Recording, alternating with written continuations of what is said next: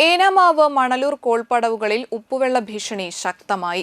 Enamakkal face കനാലിൽ വെള്ളത്തിന്റെ അളവ് 40 സെന്റിമീറ്ററിൽ താഴ്ന്നതോടെയാണ് ഉപ്പിന്റെ സാന്നിധ്യം ഉയരാൻ തുടങ്ങിയത്. കോൾച്ചാലുകളിൽ ചണ്ടികൾ കരിഞ്ഞ് ഉണങ്ങാൻ തുടങ്ങിയത് ഉപ്പുവെള്ളത്തിന്റെ സാന്നിധ്യത്തിലുള്ള തെളിവാണെന്ന് പാടശേഖര ഭാരവാഹികൾ പറഞ്ഞു. ജില്ലയിലെ 10,000 ഏക്കർ നെൽകൃഷിയാണ് ഭീഷണി നേരിടുന്നത്.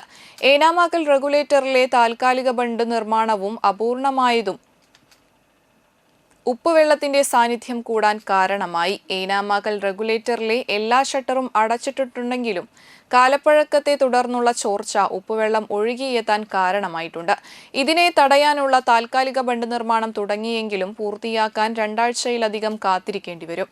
ഫേസ് കനാലിലേക്ക് ഡാമിൽ നിന്നുള്ള വെള്ളത്തിന്റെ ഒഴുക്ക് ഉയർത്തിയും താൽക്കാലിക ബണ്ട് നിർമ്മാണം വേഗത്തിലാക്കിയും മാത്രമേ പ്രശ്നത്തിന് പരിഹാരം കാണാനാകൂ. അതിന് സർക്കാരിന്റെ അടിയന്തര ഇടപെടൽ വേണമെന്ന് കർഷകർ ആവശ്യപ്പെട്ടു.